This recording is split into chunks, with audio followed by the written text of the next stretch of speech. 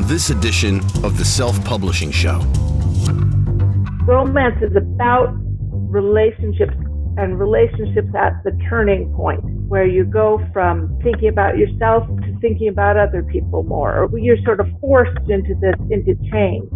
And that's where you are with romance. And that's what makes it fascinating to me and why I've never gotten tired of writing it.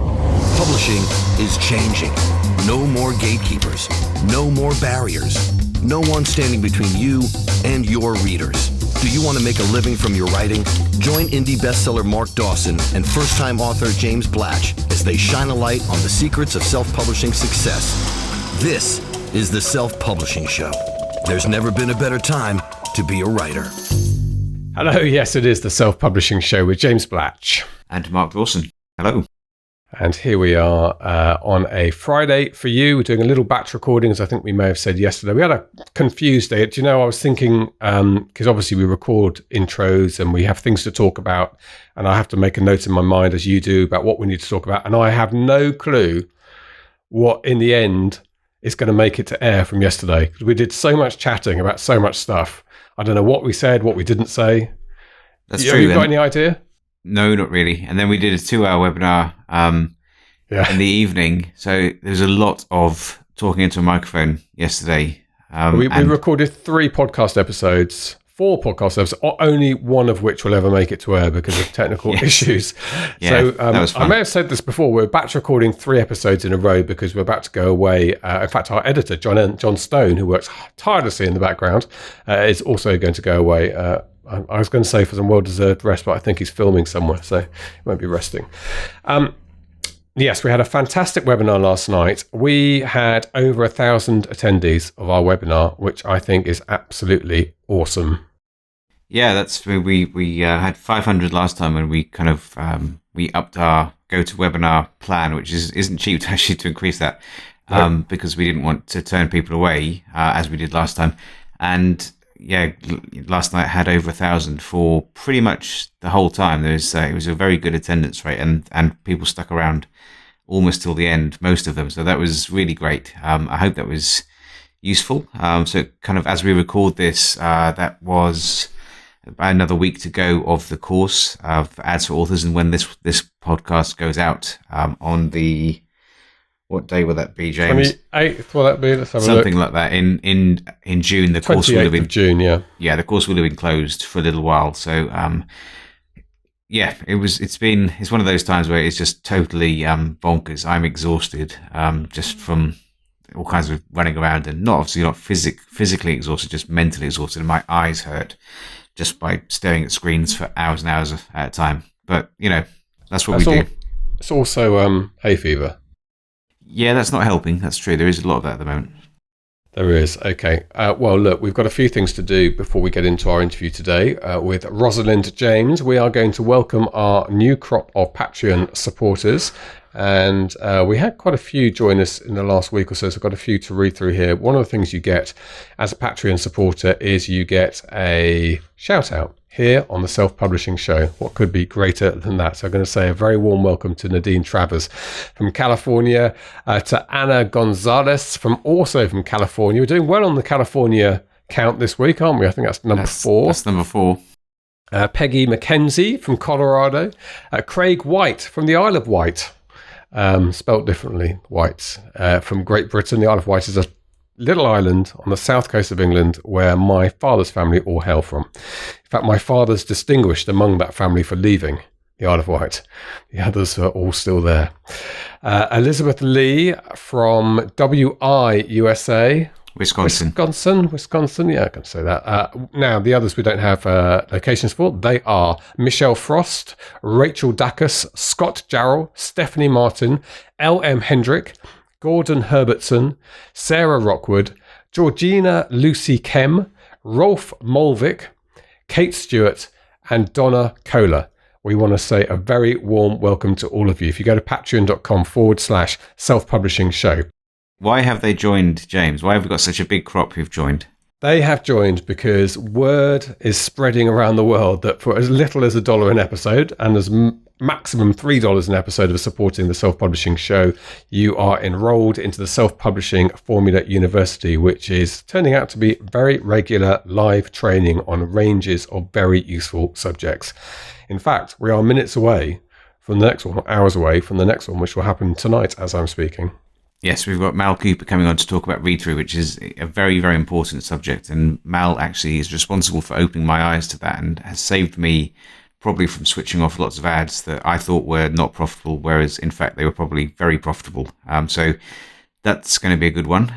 We've got the guys from BookBrush coming on soon to talk about their really good piece of software that enables you to produce ad images really quickly. Nice images too. Very convenient way to do that.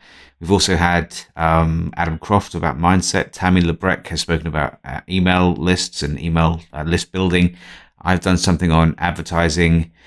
Oh, we've got Craig Martell is coming on. I think Michael Underlay will come on and do something. There's tons of good stuff that we've had, and I've got plans for hopefully one a month. And it will be useful stuff, the kind of thing that I would attend, and I'll take notes on as well. Yeah, I'm looking forward to it. And I had a call with Mal a few minutes ago. So one of the ideas, in fact, it was your idea, but Mal liked it a lot, was that we're going to get attendees to put forward their figures for the last 3 months, and we'll do some live number crunching. Well, Mal will do some live number crunching, and I will help read out the answers. So yeah, looking forward to that tonight. So if you go to patreon.com/self-publishing show, you too can be a student in the SPF University. By the way, you don't need to do that if you are enrolled in any of our courses, any of our paid courses, because university enrollment comes packaged and part and parcel with that. Right, we're going to talk hunky, ripped rugby players. Are we? That sounds exciting. Do you want me to do my little... No. Dear listeners, dear viewers, oh my goodness, he showed his nipple. This is how the front if you're watching on YouTube, if you're watching on YouTube, apologies. Let's put you off your lunch, dinner and tea. I haven't been asked to model more for the front cover of romance books. Do you know about Fabio? Who's Fabio? Oh, who's Fabio? He's a very famous cover model from about 5 years ago. He was on tons of covers. He was a stock guy who appeared everywhere. Usually with his clothes off. I don't think you're going to be replacing Fabio anytime soon. Yeah, that's very good, James. So yes, folks, he's now doing his Blue Steel from Zoolander. Yeah. Okay. Well, look, what we're really talking to Rosalind about is not a little beep. I'll get in trouble with John. What we're not going to talk about is ripped rugby players so much as writing and getting product on the shelf. So that's something that Rosalind excels at. It's something she advocates, and she's been very successful at. Now, Rosalind actually is not all going to be about rugby. I think she started in New Zealand, but now lives in, I think, northern United States, possibly Canada. I think northern United States. And so that's really the benefit of this interview. And it's always great to talk to somebody who's getting it right and is selling a ton of books. So let's speak to Rosalind, then Mark and I will be back for some further model posing off the back. This is the Self-Publishing Show. There's never been a better time to be a writer. Okay, Rosalind, welcome to the Self-Publishing Formula Show, or the Self-Publishing Show, I should say. Thank you for having me. You're very welcome. Now I can see straight away there's an All Blacks scarf. Yes, I made that. It's a flag. I put that in the picture for you so that you could see that. Yeah, it's not the only thing I write, but it's the thing I'm most best known for. So. Well, we're going to introduce an audience of Americans to how sport with an oval ball should be played. That's right. Just as violent, but without the armor. Okay, good. Yeah. We're in the middle of Six Nations here in the UK at the moment, so it's all rugby fever. But we'll come on to that later. We're going to talk about you, your career, and yes, rugby comes into your books, of course. So, Rosalind, why don't you give us the skinny, as they say, about who you are? I write romance. I write contemporary romance and romantic suspense. And I am both indie published and traditionally published through Montlake, as well as having some traditional deals on foreign translations and audio. Most of my audio, though, is through ACX. And that's actually a preference. And I have working on book 29.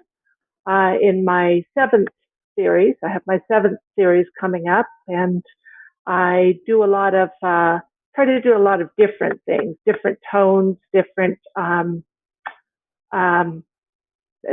settings, settings all over the world, and that is interesting to me, and I think interesting to my readership. So that's basically who I am. I kind of do it my way, as the guy says. Good, as Frank Sinatra says, yes. And Yeah. we should say you are successful commercially. This is you are a very successful author. It's extremely surprising to me because I just kind of did it. Everything I have written, I have published, and everything sold pretty well, and it has from the beginning. So don't ask me. I guess I know how to do it. I'm much better at writing and presenting than I am at promoting, and that's another choice I've made. Well, the writing's obviously critical to it, an important element, a very important element to it. And one of the things I think we're going to talk about with you is how to write a good hook, how to get people to want to buy your next book, particularly in series. You say you've got 7 series. So let's start at the beginning with that. I mean, at the beginning, when you started writing, series weren't so commercially important as they are now, but did you always think, I'm going to write books with sequels? Is this a more indie thing in recent times? That's all I've done. I wrote my first book when I was over 50. So I wrote my first fiction is my first book that's out there. It's the first thing I ever wrote. And I wasn't intending it to be a series. I just wrote a New Zealand rugby book because that was the story I had in my head. And then it was really fun, so I wrote a couple more. My books are almost all standalone. So they're within series, but they're almost all standalone. And that's partly because that's what I enjoy, and it's partly because that gives you a lot more entry points. Yeah. And when you say you wrote a New Zealand rugby book, this is not a coaching manual. This is a romance fiction book. Yeah, it's a romance book, but with the heroes are all New Zealand rugby players. Big, strong, sturdy types. Yes. We're very familiar with the All Blacks over here, and we should say to an audience who aren't that familiar with rugby, and I think it's growing in the States, the All Blacks are, in my lifetime, have been the phenomenal rugby union side, and they've been the side most difficult to beat and most difficult, particularly in New Zealand. It happened occasionally. When it does happen in the UK, it's like, hallelujah, and fireworks go off, but they are the awesome side. And I don't know why, because it's such a small nation, but the incredible number of powerful, amazingly talented rugby players that the Kiwis present. Yeah, and that's why I thought I was living in New Zealand. That's why I thought they'd make good romance heroes. I was there during the 2011 Rugby World Cup. I was there for that period, living there, and I'd just been in Australia, living in Australia, and then we were living in New Zealand. And it's really an amazing, that's really what started me writing fiction, was I thought, why hasn't somebody written these guys as romance heroes? Because there's an expectation that's, I think, fairly unique in sport, that they are good citizens as well as good rugby players. They have a no asshole selection policy, and they're pretty serious about how you're supposed to behave. So that makes them easy. It makes them easy athletes to write about. Whereas if I were writing, soccer, where the behavior levels are not the same. Yeah, right. Yeah. That would be a little tougher. I have to believe it to write it. No, nobody's overheard on a soccer field calling the referee sir. And there was a moment this weekend, actually, watching the Wales England game, when one of the more senior players put his hand on the shoulder of a younger player and said, "Just have some respect for the referee, please," and pushed him away as he was arguing with the ref about an issue. Now, that does not happen in soccer, where they swear and shout and occasionally headbutt the officials. But I love rugby for it, and I can see why that would lend itself to to a romantic backdrop. So tell us about the first book. You're in your 50s, you say. You sit down for the first time in your life to write a fiction book. Well, to write a fiction story. I'd never written a story in my life. I'd been a marketing writer and I'd written a lot of, besides marketing writing, I'd written a lot of, I have an MBA. When I was in business school, I'd always write the papers. I'm a good writer, a good clear writer, but I'd never written any fiction. And I just got this idea in my head, and I asked my husband, do you think I could write a book? And he said, yes. So I started the next day, and I did that thing that everybody says not to do. I quit the day job. I wrote the first book in 6 weeks, and I quit my job, and then wrote a bunch more. And about 9 months after I wrote the first book, I published all three of the three first books together. Wow. But that was a different time. I hasten to say to anybody who thinks, oh, that's how it's supposed to be, that was a different time. It was the autumn of 2012 when I published my books for the first time, and that was an easier time to make a splash in publishing. Sure. But I'm intrigued by the writing process. So you sat down, because I'm writing my first book and I'm finding it difficult to learn how to write. And a lot of things that you don't think about when you just read novels suddenly become very apparent when you're trying to construct a story and the arc and the character development and all this stuff. Did all this come naturally to you? Yes. It was really easy. I was really shocked at how easy it was.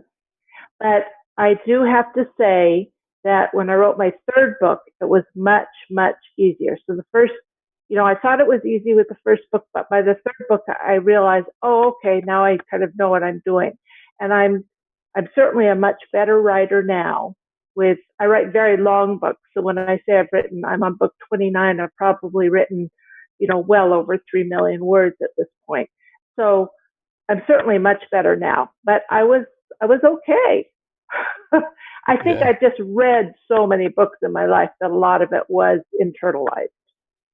So what's your average book length? 100 odd thousand words.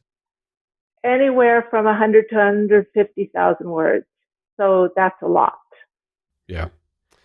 Good. Well, mine's coming up to 150, so I'm quite pleased to hear you say that. I know a lot of people do say that short is better. And so you wrote this book. Did you go to formal editing at that stage? Did you employ an editor? No, I had a lot of beta readers, and I have 20 years as a copy editor. That was what I used to do. And so I wasn't worried about that aspect. And I used beta readers who were big readers. And I mean, I didn't know the first thing. So I didn't know what I was doing, but they were all right. You crowdsourced your editing, which is I did crowdsource. Yes, I did. But I didn't know that was a thing. I didn't know anything. I did not know anything. It sounds like you didn't need to know anything. You just sat down and did it, which is remarkable. So then but you knew enough, even in 2012, you knew enough that you needed to have, or it was best to have 3 books. You had somewhere for your readers to go after reading the first one. That was a decision I made it was a decision I made about the same time I decided to give up on trying to have the first book traditionally published. It was just there was a few months in there where I was making that decision, and I thought, no, I'm going to go ahead myself. And I thought about that, and I thought, because I am a marketer in my background, even though I'm a crappy marketer now, one thing I could do is you just have to look at it from what your reader thinks. And I thought, what my reader thinks is, I've read this book. If I like it, I want to read another book. Am I going to remember, this book a month from now that I wanted to read the next book? I thought in case it catches on, I want somewhere else for them to go. So that's why I put them all 3 out together. And that did turn out to be a great idea. I still see a lot of people pushing back against that idea, but it's worked really well for me. Yeah, and I've heard it working really well for other people as well. I think if you can do it, it's a great thing to do. I'm probably not going to be in a position to do it myself, but I completely understand it. So you've got your first series of 3. You launched that, and then how quickly did things take off for you? It's a week. So a week in, I set the first book to free because I put the books into there was no KU then, but I put them in select, just thinking, I don't know what I'm doing. This is just the easiest. I'll just put them in here. And I used 3 of my first 3 days and of free. And it was downloaded. The first book was downloaded about 14,000 times, which at the time was a lot. And I sold 2,000 books the first month.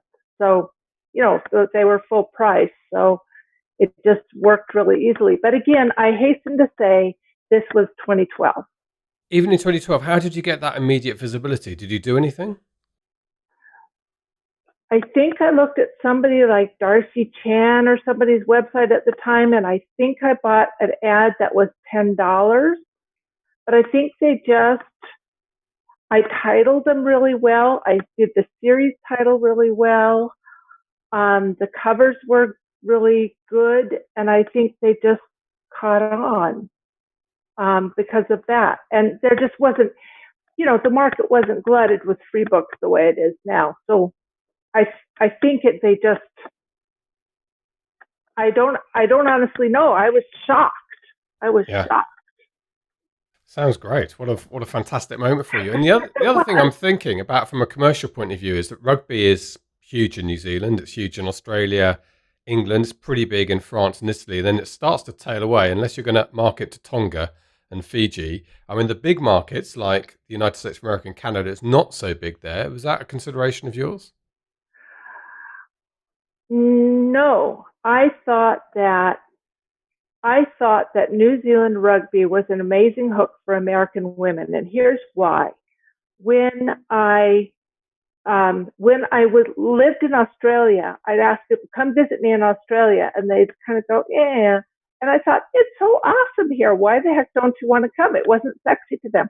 When I said I was moving to New Zealand, every woman I knew said, oh, I've always wanted to go to New Zealand. I mean, New Zealand is huge particularly for women for some reason. Women find New Zealand romantic. And I always say New Zealand is Scotland with better weather, And so that's why I thought it would be a huge hook. I thought New Zealand is cool. Rugby, I mean, all you have to do is kind of look a little bit. Yes, you don't know about it, but it's a sport and it's a rough sport. And that's appealing. Yeah, well, obviously it is, isn't it? And your background, Rosalind, sounds to me like you have an American accent. You're American originally? I'm American, yeah. Yeah. And so why the move to Australia in the first place? It was my husband's job. My husband was a tunnel engineer. So he was designing tunnels in Brisbane and in Melbourne and then in Auckland. Okay. But that's what we went over there for. Okay. And how long have you been in New Zealand now? I'm not. I'm back in the States now. Oh, you're back in the States now. Okay. I go back every year, typically. Actually, by the time I published the books, I was back in the States. Okay. But I spend a couple months every year over there. Yeah, I've got friends in New Zealand. We haven't made it yet, but we were just talking about it just the other day. We would love to. So we have been to Australia, though, and I agree, it's an awesome country. Yeah. So you got your books done. They've flown off the shelves, off the virtual shelves, which is amazing for you. And you suddenly realise that A, you can write, B, readers like what you're doing. What was your next move? Well, my next move, I did do a 4th book of the New Zealand series when they started selling it. I want to say for listeners that was a terrifying time. And I think it is terrifying if your first work sells. And, that's a common kind of thing for people who have a huge commercial success, much bigger than mine. But, if you write To Kill a Mockingbird, that's why she probably never wrote. I guess she did write another book, but she never published it. Took her a long time. It's terrifying. So I wrote another book, and then I thought, right about the time that book came out, that's when my career really took off. And I sold 20,000 books in, on month 5. And I thought, I don't want to be stuck in a box. I see a lot of writers and they're writing one thing, one series, I thought, I'm just exchanging one sort of corporate prison for another one if I do this. So I wrote something completely different. It was still romance, but it was set in a reality show, historical reenactment reality show in Idaho. So it was just a very different book. And I wrote that book with great trepidation, but then that series sold very well also. So that was when I started to think a little bit, maybe I didn't just get super lucky coming up with this one idea. Maybe, they're coming for something more. So that was helpful. I was very, very glad I took that step.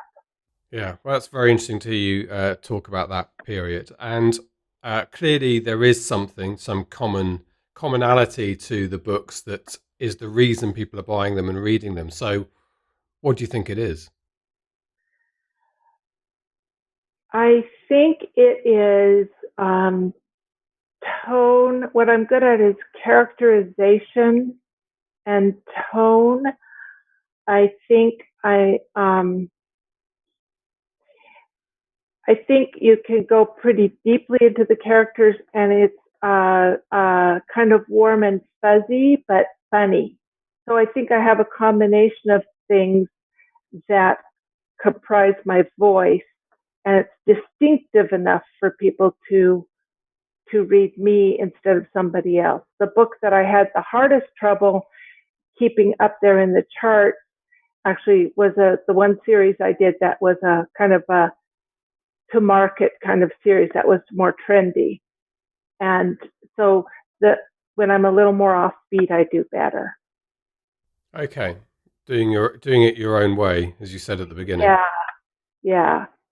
Okay, so characterization, you also talk about hooks. Yeah. And so talk to me a little bit about that in terms of the story hooks. Well, there's an article on my website that I wrote that's been a popular article called How to Be Hooky. And I think hookiness is really, really undervalued. We talk so much about marketing, but the most important marketing happens before you publish the book. It's not just your title and your cover and your blurb, though those things are important. It's what you choose to write about. So I think, for me, just writing a book about New Zealand rugby and about a woman who escaped, it was basically, was used to be a popular commercial that women loved called Calgon Take Me Away. And it was just like you got in your bubble bath, and you felt like you could just like escape because women have tough lives. So I think a hook has to be something. In my case, the hook is just, I call it being grabby. You just have to be grabby, whatever that is. And people say dismissive things about tropes, but of course tropes are hooky. There's something in there that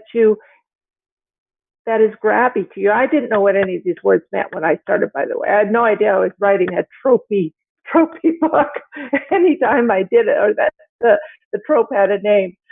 But, it's just like it grabs your imagination. You're an American woman who's overworked and overstressed, and you go on vacation to New Zealand, which is a gorgeous place, and you meet this really, wonderful guy who's a rugby player, but you don't even realize what a star he is until you're back home again. So that sort of okay. It's not a mistaken identity, but it's kind of cool that you would meet someone and not realize what a big deal he was until you were back. So that little scenario, I was going to ask you for an example, and sounds like a good one. That little scenario happens in the first chunk of the book. So yeah. I see what you're talking about. So at that point, you want to know what happens, and you're intrigued by this woman sitting there in Idaho, or wherever it is, back in the States, thinking, I had no idea this guy's worshipped on the streets of Auckland. Yeah. Because in fact, the captain of the All Blacks is more famous and more popular than the prime minister could ever hope to be, and that's just a remarkable spot. So that was kind of the hook to me was the woman escaping, but who this guy is and his position was fascinating to me. Yeah, God, I want to read it. Well, I don't know. It was my first book. I don't know. But, then I called the series Escape to New Zealand. And I think that was, I have to say, I may not have been, the greatest writer at the time, but that was a great series title. And that and my pics and my cover, I think, were what sold my book. So that Yeah. is, Escape to New Zealand was an amazing hook. And I knew it would be an amazing hook. And using the word escape was no accident. No. Because this is That very was much what I wanted to say. what you're talking about. It sounds like great. It's amazing to me how much of this seems to be innate in you. Not like you went to you've been glued to podcasts and listening to Mark and other people for years and then started to do it. You just sat there and this stuff came naturally to you. I like reading escape fiction. I like reading escape fiction that's a good story and that where I can believe in the people, where I like the people, and I'm really so I think it does come naturally. By the time you spend 50 years reading and watching movies and everything else, storytelling didn't use, some people have always told stories, right? Yeah, absolutely. So you did a fourth book in the Rugby series, and then you Yeah. started to do the very different series based in Idaho. And Right. is this a pattern now? You're sort of doing 3 or 4 books in a series, then changing completely to do something. I say changing completely. Obviously, the fundamentals are the same, but the stories. Usually, I have to say that usually I don't write 2 books in the same series. That usually I'm switching off. So I do everything wrong. I'm very unusual. The reason I never wrote a book is I don't have book ideas. You know how every writer says I have this whole drawer full of ideas. Ideas aren't the problem. I don't have ideas. I have one idea at a time. So I just write the next book that shows up, and it might be a new series. It might be set anywhere. You say the Idaho series, but it wasn't. The first book was in Idaho. The next 2 books were in San Francisco. So it's like I'm all over the place. But your books, your typical reader could go from one of your series, I put in inverted comma series, to another, Yeah. and enjoy each book as a standalone, almost regardless of its setting. Yes, I won't say my typical reader, because I certainly have readers who only want to read the New Zealand books, for example, Right. or who only want to read the romantic suspense books, something like that. But my ideal reader, I guess you could say, or my big, I don't like the word fan, but my avid readers, yes, they'll read the different ones, because it's branding. And when I say branding, I don't just mean, again, cover and title. I mean what you do that's unique, what you bring to the party. And that's why I think authors look too shallowly at what they do. I think it's really important to know your brand in terms of what is it about your books that's special that they're not getting somewhere else. And that's not that it's about a werewolf, or a bear or whatever it is. It's like, what do? Are you funny? Are you warm? Are you keep surprising the reader? Whatever, it's that thing. That's the thing that I think you need to be aware of. One way you get that is by reading your reviews, which people say not to do, but I think for a newly published author, it's critical. That's how you know what's resonating. And that's really close to what Jenny Nash came onto our podcast and said to me personally about my book is, why are you writing it? Why do you need to tell this story? To get that theme out of what the book's about, which I think is what you're describing as the brand of the book, Yeah. of what it means. But what I tell you I'm interested in this is that people enjoy a particular setting. So I'm sort of doing military, Cold War military aviation. You're doing your different settings. My book is about suppressed male, stiff upper lip. That's the theme of it, and the kind of damage that does over time. But I often sit there and think, and mine's not tested commercially yet, is the person who likes the idea of a Cold War military plane also the person who likes the idea of exploring male English reserve and suppression? And you're saying to me that that's more important. That theme is what brings your readers back, rather than the ostensible, the kind of face of it, where it's set and what it does. And I think that person may be the same person. And the reason I think so is think about Dick Francis. Isn't that what Dick Francis's books were all about? They weren't about horse racing or whatever. They were about the Dick Francis hero, who was often a guy who was struggling with self-doubt or depression. In one case, the guy's really depressed, or uncertainty about his future or something like that, and having to go through and be tough, but he's hurting inside, and people respond to the vulnerability as well as the strength, because that is what emotional strength is. It's the strength to allow yourself to feel the vulnerability and go ahead anyway. So I think yes. I know Jenny well enough now to know that she's probably applauding you listening to that, because I think this is exactly what she talks about. She talks about why do I care? Why do I need to care? This is the stuff that makes you care and want to know more. So it does go back to Hook as well, doesn't it? It's that kind of people finding out about themselves and people's own. We hate the journey word here because it gets overused all the time, but people's development and the decisions they make. And that's why I love romance. People have often told me, because my books are a little bit of an intersection between, say, romance and maybe just contemporary fiction or something. But romance is about relationships, and relationships at the turning point. And that to me is what's so fascinating, is that turning point in your life where you go from maybe even thinking about yourself to thinking about other people more, or you're sort of forced into change. And that's where you are with romance. And that's what makes it fascinating to me, and why I've never gotten tired of writing it. Yeah. And it's interesting to me that you said at the beginning you didn't know why you were doing this, or you couldn't perhaps vocalize or have the thoughts. You wrote the story because it was interesting to you, and you thought this was a fascinating sort of setup with the woman going back to America and realizing who she was actually with.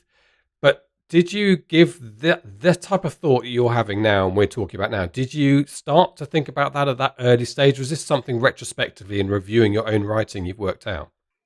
I think it's hard. I often don't know what a particular book is about until I've finished it.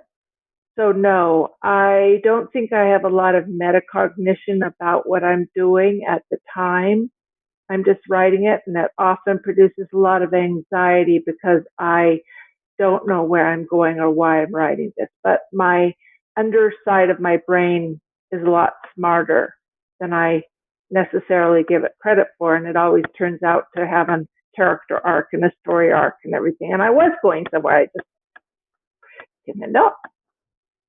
But there's a lot of ways to do this job. People do this job all kinds of ways, and I think that's another thing.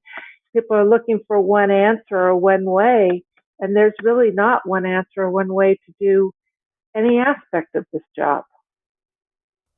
So, about the writing process, then, do you plot when you say you just write the next book, whatever it happens to be? Does that book come to you in a form where you've got an idea before you start writing, or do you literally do a kind of a Lee Child thing where you just sit down and start typing? I have to know the characters really well first. So I'll know the characters and their backgrounds, and I'll research the heck out of that. And I'll know basically the situation, and it just depends on the book how well I know what's happening. But yeah, I'm a little bit of a Lee Child person in that sense. I can write a 150K book that has 7 points of view characters, and it's a mystery, and I won't necessarily know who did it until halfway through the book. You won't know who's done it. No. And you wouldn't think, how can you write 7 point of view characters without like a big outline and a mystery and an unfolding mystery? And like I said, I think it's in there. It's just not. It's not really articulated. Yeah. So you articulate through your writing is how you find your way. Okay. And in terms of your marketing setup, then, Rosalind, you have I mean, you said all of this sort of happened by accident, but you obviously did put some thought into it. Where are you now with marketing? Do you have a mailing list? Do you run ads? I'm I just I'm kind of in a different place. And first thing I want to say about this is, I think it's really important. Somebody said, know your why, know what you're doing this for, reevaluate what you're doing this for, and whether you're moving towards your goal. I didn't do, and you'll think this is funny, I have an MBA in marketing. I didn't do a mailing list. I didn't do a newsletter until about 3 years in. I didn't because I didn't want to. And, was that stupid? Yeah, that was stupid. But so yes, I have a mailing list. Yes, I do a newsletter. Right now I have one small ad running on AMS for my latest book, but that's about it. What I do still do, because it's always worked for me and it still does work, is I'll offer a book free for a few days and advertise it on some sites. A first book in a series. And that does bring me new readers. And then I've been getting lately a lot of new readers through Audible, interestingly enough. Seem to be getting new readers through there. So you're doing a regular newsletter now? Yes. Regular. What are we calling regular? 3 times a year? No, I do it anywhere from once a week to once a month. Oh, that's okay. That's regular. Yeah. I think Dawson does it less frequently than that. Yeah. So yeah. I mean, I can't do it just when I have a new release because that would not be frequently enough at all. I only release about every 3 months. Okay, you only release every 3 months, but that is still, to me, finding my way through getting one book out, still amazing that people write a book every 3 months. Well, I said that I didn't think there were any rules for how you had to do this job, but I do think that there is a speed at which if you can't go at a certain speed, you're going to have a hard time. I'm not going to say it's impossible because there are exceptions to everything, but I think if you can't release 3 or 4 times a year, it's pretty hard to get a lot of traction. Because in my genre, in contemporary romance in particular, I turned off my notifications. I don't know why this keeps dinging at me. In my genre, contemporary romance in particular, you have so many people releasing once a month or faster. Yeah. And I don't think you have to do that. But I do think there is a certain kind of speed that if you go slower than that, it's hard to get anywhere. Well, your readers read quickly, right? They get through books. Yes. And but I guess I just made a decision that I think what it is that for me, my marketing is really about the book itself. It's more on the book, and my readers have carried the marketing water for me more. It's really been about word of mouth and about writing just a really kick-ass book so that, it's not enough. This is where I think people get into some trouble on the treadmill thing, the romance treadmill thing, because it's not really, that is a path. Certainly, you have the heavily advertised and you put a book out every 3 weeks or whatever, and it's short and it satisfies, it's satisfying, but it's just really harder to make that big impact, I think, because you're not standing out with that book. So you're not going to get your readers to do kind of heavy lifting for you unless they're devoted to what you're writing. Yes, it's not enough. It can't just be good enough. They have to love it. Yeah. And so that's a challenge. I mean, that's a challenge. Nobody can write a book that everybody loves every time when you're doing 4 a year. Some will be more loved than others, but that's what you're aiming for. Do you know your readers well? Yes, I think I do. Yeah. So I do interact. I guess, when you talk about my marketing, I do the free book thing, I do the newsletter thing, I answer all my reader emails, and I do interact on Facebook quite a bit because that's where my readers tend to be. They're a little older. Yeah, I know who they are. I know that they're a little older. Not necessarily, they might. I have some in their 20s and certainly quite a few in their 30s. But they're mostly mothers and grandmothers and stuff. They want to go to a happy place in their reading. Their life is challenging.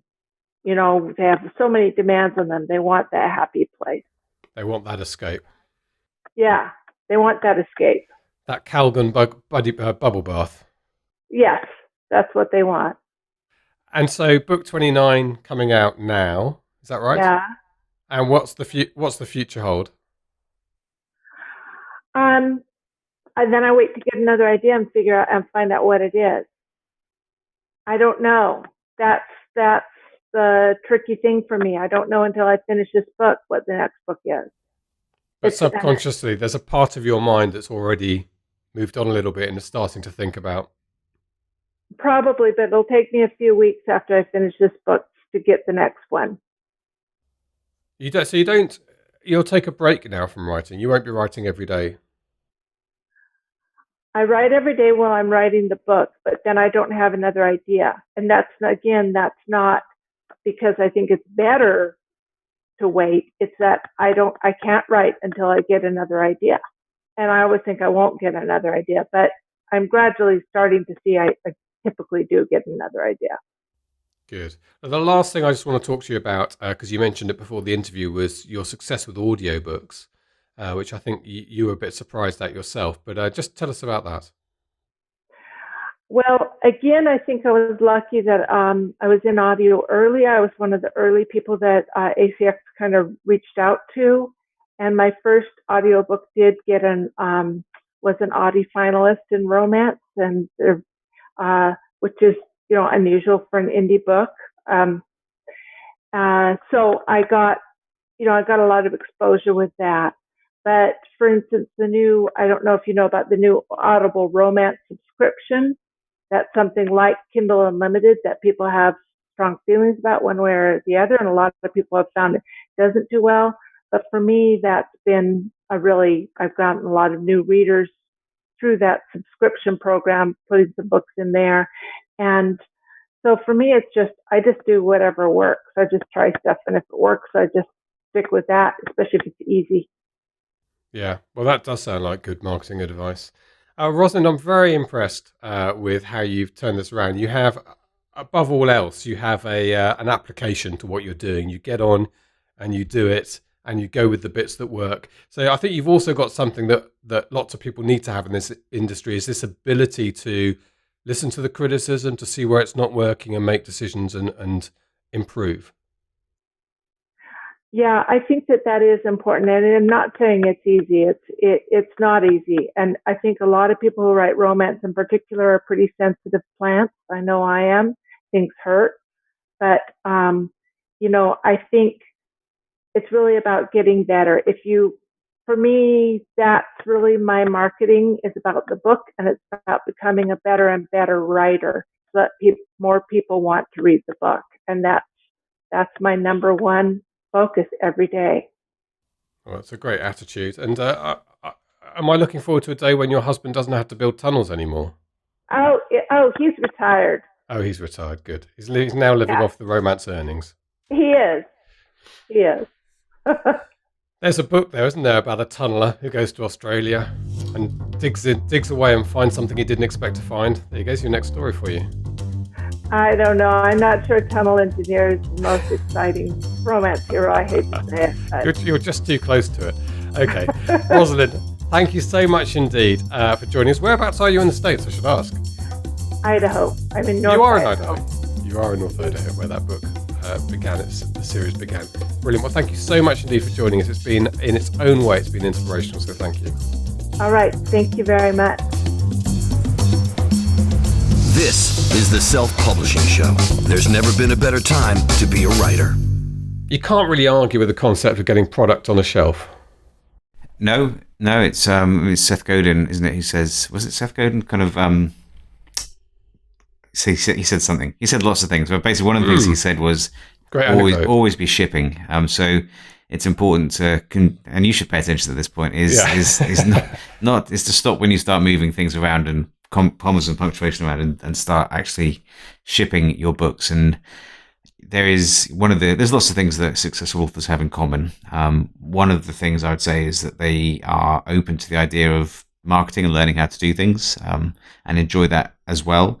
But probably more important than that is just writing a lot of books. Obviously, the more books you have, the more ways that readers can find you, the more you can market. And, going back to read through, the more your read through is likely to be, which makes advertising decisions a lot easier and opens up lots of different avenues in that regard as well. So Rosalind, she's been doing it right for a long time.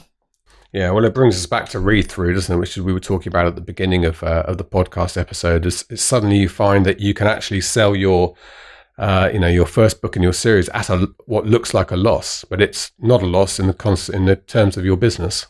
No, not necessarily. So I'm doing that at the moment. I'm selling a very big campaign running at the moment, which looks like on the face of it is making a huge loss, 40 grand probably in terms of the actual loss. But I think he says, with his fingers crossed, and after telling you lots of times that I'm terrible at maths, I'm as confident as I can be that actually it's a profitable campaign. So we'll see. If in a year's time, I'm broadcasting from a park bench somewhere, then I was wrong. But I don't think I'm wrong. Well, we'll hear. You've been spending a lot of money in the background with a large internet marketing company, and we'll hear all about the ins and outs of that at some point, I guess, in the future. Internet marketing company? Do you mean Amazon? Well, I mean Amazon, yeah. Yes. I don't know, I was trying. Yeah. Yes, I am. I'm not sure they're an internet marketing company. They're more of a store, aren't they? A retail, internet store. Yes.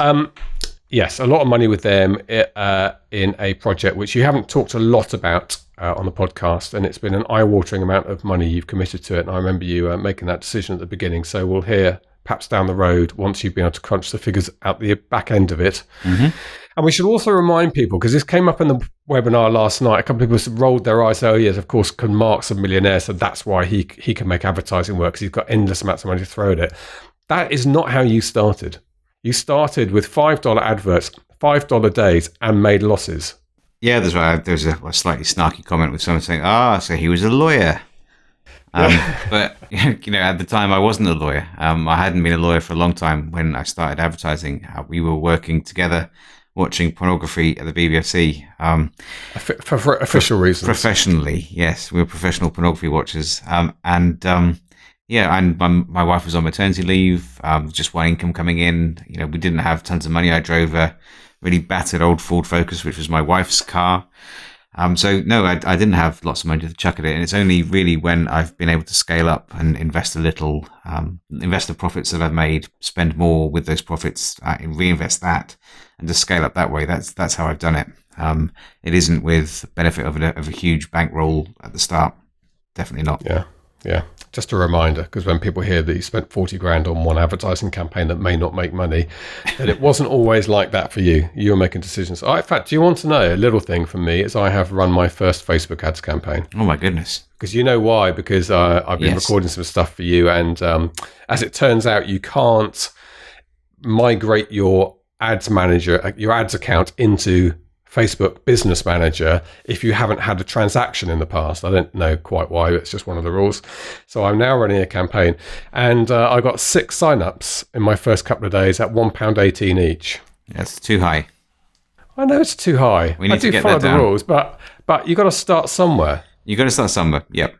And that was just random, not random targeting, but I think I put Tom Clancy, men 45 to 55. Okay, so well, that's very well targeted, but we can certainly get that down a bit. We're gonna, I don't know if there's any online instructors that we know about, no courses, anything like that. I'll have to. I thought Seth Godin's good, isn't he? I might reach out to him. Godin. I don't know who Seth Godin is. You're goading me. Okay, I good. am, yes. Right, so before I take my top off again, I think it's probably time for us to draw a veil over this particular episode. We want to say a huge thank you to Rosalind James spending her time talking to us. Brilliant to talk to her. We have a fantastic man next week. We have a man who helped usher in the era of Windows on the PC, who then went on to be a big part of the launch of the Kindle and the transformation at Amazon. He's been a big figure in both the lives of Bill Gates and Jeff Bezos, and he's going to talk to us next week about a fantastic project that he's now head of. So a really good episode next week. Looking forward to that. Until then, I hope you have a good week writing and selling your books, and I'm going to say that it's a goodbye from him. And a goodbye from me. Goodbye. Goodbye. Get show notes, the podcast archive, and free resources to boost your writing career at selfpublishingshow.com. Join our thriving Facebook group at selfpublishingshow.com/Facebook. Support the show at patreon.com/selfpublishingshow. And join us next week for more help and inspiration so that you can make your mark as a successful indie author. Publishing is changing, so get your words into the world and join the revolution with The Self-Publishing Show.